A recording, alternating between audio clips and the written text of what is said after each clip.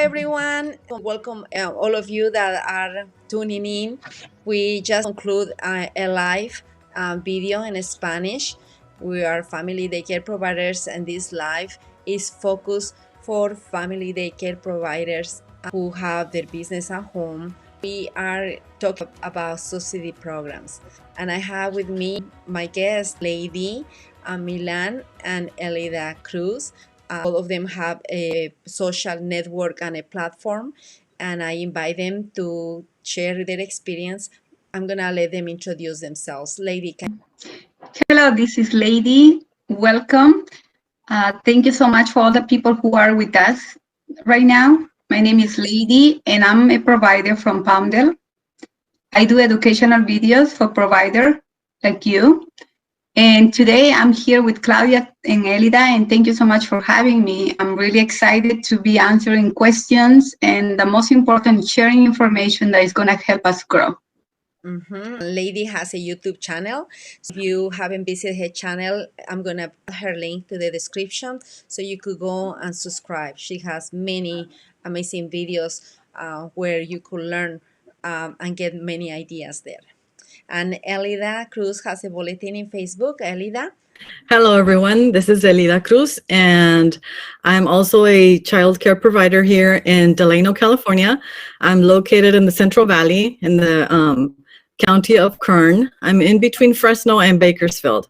It gets pretty hot in here, so it's a great temperature here. So nice to be with all of you guys, and excited to share with you guys all kinds of good information in regards to the subsidized agencies and the way they work with us.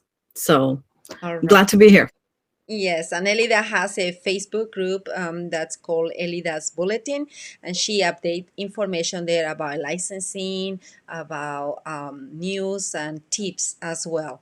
So all of us have the heart of helping providers, professionals like you that have their business at home.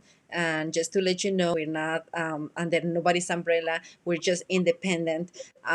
Doing this out of love, because I myself 24 years running my program, and we like to contribute to the community of providers. And I know that many of your programs are amazing, so we have our platform, social platform, to grow with each other. And also we want to hear from you, so if you visit the page or YouTube, comment it, and we want to learn from you as well, because I know you have a lot to contribute. And there is many family daycare providers that are starting new, and at this time it's not like when we started, for example, 24 years ago, 10 years ago. There was not much assistance, in a way that you were by yourself working at home on your own, trying to get information, and now everything is handed to you in the internet. So there is more assistance, and now you have all these, YouTube, Facebook. Don't need to feel alone, and many family daycare providers with experience are here to help you. So today we're going to talk about subsidy programs. So those who are new or might not know about subsidy programs, I'm going to have Lady tell us what is a subsidy program, and also the types of assistance that are out there. Thank you, Claudia. So a subsidy program is a reimburse that a provider will get because of care of other kids, like children like between 0 to 12 years old. And these normally are being paid through the agencies. So in my case, I get paid through CCRC or DCFS. And if you are in a low income like my city, you're going to be able to get those agencies. For sure, Elida has a different agency, right? Yes, I do. Here in my area, there's 3 agencies. There's the local one here from the state, and then we have a migrant one, and then we also have a migrant one that's an extension from San Luis Obispo. So there's 3 agencies that I know of, subsidized agencies that help out the low-income families. And in my area, I have Pomona Resource and Referrals, and also there is the options, but pretty much you have to belong to the FCC network to be part of it, unless a parent picks your program. So as you see, in different counties, they have different agencies that oversees the funding. The agencies are there to be an intermediary between the parent and the provider. They are in charge of passing the funding. Can you let us know like where the money comes from and what kind of assistance in general like all the agencies have? Yes. So there are different stages. One of them is the stage number 1. So stage 2, if your parent calls you, I'm gonna be using, I need childcare, and I'm in stage 1. So that means that the parent already has a contract for 1 year, which means that the parent is under a job club, like a club of job, or under search of job, or the parent is going to school, or the parent is starting to work. So the parent normally in stage 1 will have a contract for 12 months. And after that, the parent is going to be moved to a different stage, which is a stage 2. By then, the parent probably will start working. So they're going to be getting some income now, and they're going to be moving this family probably to the stage 3. At that moment, the family is going to be paying a fee every month. So if the parent doesn't pay, which means you won't have no service, the service is going to stop. So it's really important as a childcare provider that you do your research. Every time a new family comes to you, ask them, can I see your contract? Do you have any paperwork from CCRC? Ask the caseworker, what stage is the family? It's important that you are familiar with this information because you have an idea how it's going to be. Does the parent needs to pay a fee, a family fee every month? Maybe they don't need to pay a family fee. So it's going to depend on the stage. Today also there's network. So network is more for a family, childcare, home and education. And I know if you are part of network, you're going to be getting a lot of families, a lot of referral. You're going to be getting more kids. Today also there's a new program called Early Head Start. With that program, beside the reimbursement that you get every month, which let's say is $800 for the care of the baby, on top you're going to be getting $500. I'm talking about the agency CCRC. So that is kind of like the amount that you're going to be getting. It's one example. So those are the main ones. I also have DCFS. So DCFS is kind of like CCRC, but it's a different agency. They are mainly with foster families. And there is other programs that for sure each of us, we have something different. There is also the program called Bridge. And the payment is still the same. And there are more programs for sure. But right now, this is what I found out for you guys. Thank you for that information. Lady right now is educating us in the stages that they have. One is for parents for 1 year, then it comes to stage 2. For parents who are already working, starting to work, and stage 3 when they have a co-payment. So if a parent comes to you with a stage 3, you know that they have a co-payment because they're already working. So if they come with a stage 1, it's somebody who's already barely in the system. Because when parents come, they don't stay stage 1, 2, 3 with you. Probably they're gonna come from different stages or different programs. So it's very important to be aware and to know that information as well. Whenever we get a child from a subsidy program and a parent comes to us, that's very important for us to see the contract and to be able to talk with the agency to verify that the child qualifies. So it's not enough for a parent to tell you the parent qualifies or give you a paper, a form. You need an actual contract. And for that, Elida, can you elaborate a little more about what are the steps once a parent comes to you? What do you have to do to make sure the parent qualifies? Sure. Just like you said right now, it's not enough if just the parent is saying, you know what, I am qualified. They did certify me for childcare. You need to see something in paper, and sometimes they'll have it in hand. If not, and you want to go ahead and take the risk and take the children, first thing you want to do in the morning is call their worker, their social worker, and just verify the information by phone. Is this family qualified for Monday through Saturday, the hours, the schedule that they needed? And that way you're reassured that you will be receiving that payment on that day that you started. And also, if the family already has a certificate of childcare, I have a sample of like the ones I have. And here it states the days and the hours that the family was qualified for childcare. Okay, so for example, from here on this sample that I have, it says from Monday through Saturday, 9.5 hours every day.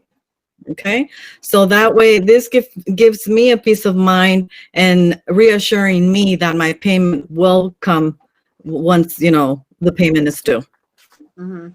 Yeah. So it's very important as a provider that you need to check a contract.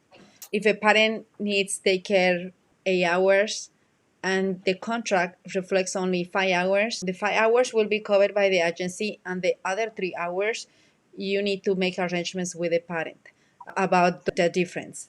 So make sure that you have to be looking at the contracts. There are contracts that come hourly, contracts that are variable, contracts that are set schedule. So you need to look and check on those. The family checker provider, you have to remember that it's your business. You have to be organized and make sure that all your paperwork is up to date. So, lady, do you want to show us how you organize yourself? Because you have Yes. 50% of your children are from subsidy programs, right? Yes. Thank you, Claudia, for giving me this opportunity to show everybody that how important is organization. To me, organization is the key for you to have a successful childcare. I spent I believe it was $3 doing this. So it was a binder and then some papers. And what I did is I got this one from the Dollar Tree. This is my binder, and I don't know if you guys can see on the back of me. This is a binder for everything that I have for my childcare. But this one is one that's called CCRC Notes. So what I do with this one is I put one with something really important for me, and I believe for all of us, because we pay on time. And when we get pay on time, when we give our attendance sheets on time. So for example, for the month of, let's talk about just the next one. That's gonna be December. See, so in December, I have to give my attendance sheet for the month of November on the 4th, so I can get paid on the 18th. If I don't do that, my payment won't arrive until the 30th. So it's really important that you have the little paper here. Another provider, her name is Frances, she gave me this one because CCRC didn't have it on time.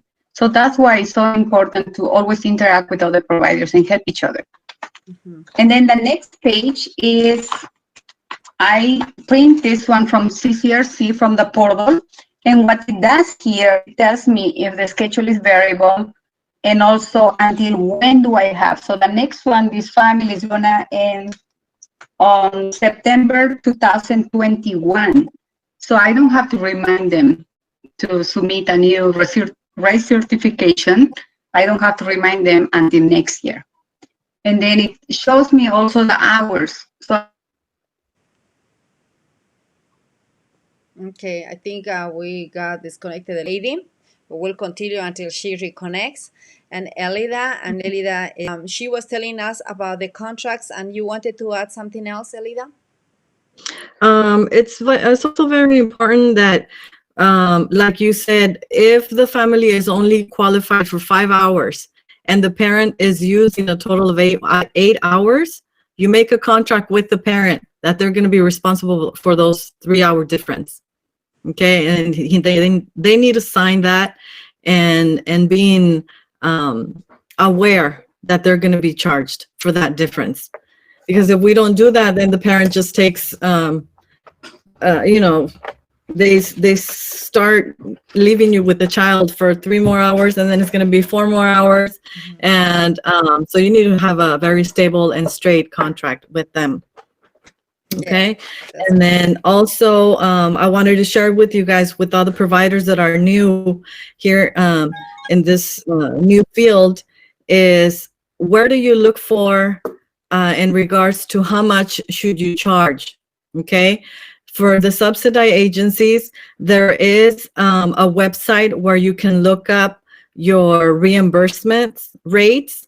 It's called the reimbursement ceilings for subsidized agencies, and you're gonna enter your zip code, county, and depending on the county that you're in, you'll see the amount of reimbursement that you'll get per child.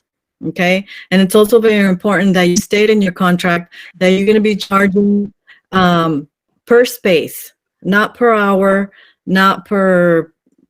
And part-time, you can state part-time, but you just divide it in two and you're full-time. But be very specific that you don't. I wouldn't recommend for you to go as a payment for taking care of a child for 2 hours, because it gets pretty difficult for you to get a 2-hour child and then accommodate the next one on the following remaining hours. So I do my my contracts are, I charge by the space. Okay, the space is there for the whole day. Even if they're gonna be coming here for 5-10 minutes, 1 hour, their space is reserved for the whole day. Okay, so just keep that in mind to check out your rates in your area, go along with that. And then also you might want to leave a little gap in between what the state pays you. Say, for example, here in my area, they pay $43 per day. I don't just charge the 43. I might go up a little $10 difference. Okay, just in case they raise the payment, I have a little gap to go up to. Because if I have $43 and they raise the payment, they're going to go off by my contract of 43 and I'm not going to get the difference. So just, you might want to consider that, live in a little gap, okay? And just in case they do raise our payment.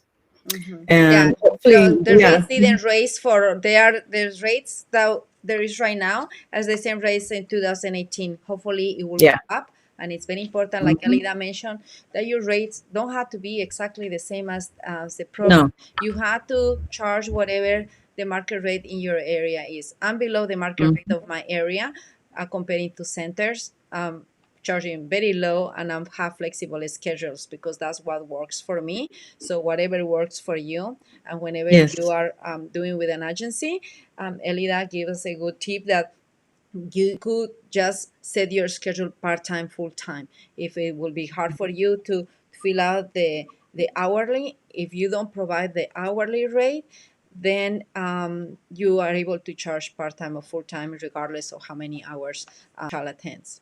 So that's a good tip, because of course you do your work.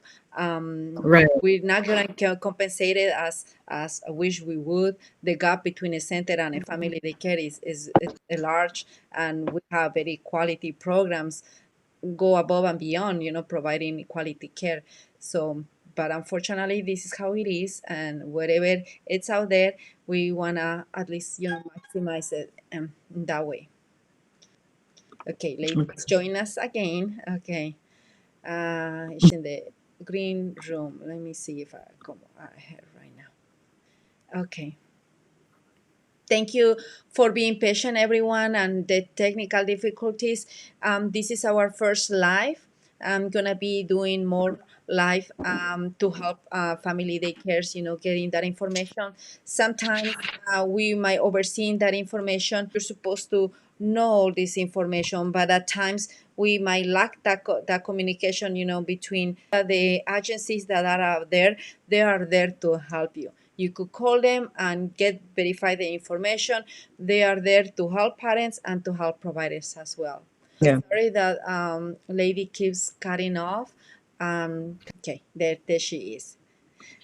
But like I mentioned, these were just chatting, and we're here just to talk. And as you see, we are family cares just like you guys are, that had the business at home. We wear multiple hats as you. In a center, you have somebody else in charge of finance.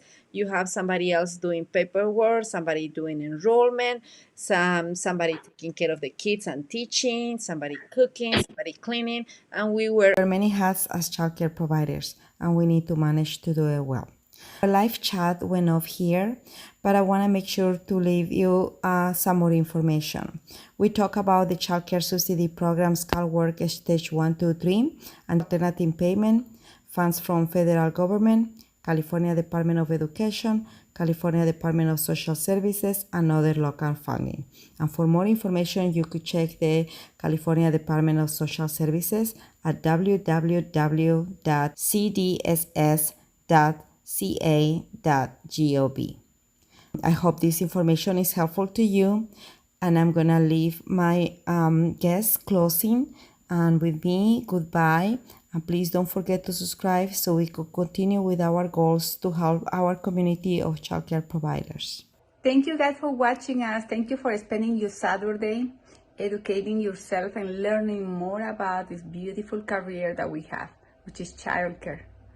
I was happy to be part of this group. Thank you so much to Claudia and Elida for asking me to join you guys. I hope you guys call me back again and we can keep sharing what we like the most, which is our passion about childcare. If you guys have any questions, concerns, you guys are always welcome to find me in YouTube. I'm also on Facebook. And Claudia is gonna post the information in the description of this video for you guys to see it. I only want to say, everybody, thank you for watching us. Hasta pronto. See you soon. Hey everyone, it was a pleasure to be here with you guys. And if you guys have any further questions, please go ahead and get in contact with me. Like Claudia said, I have my Facebook page. It's under Elida's Childcare Bulletin. If you guys have any further questions, please get in contact with me. I'll be glad to be of help. All right? You guys take care. Bye.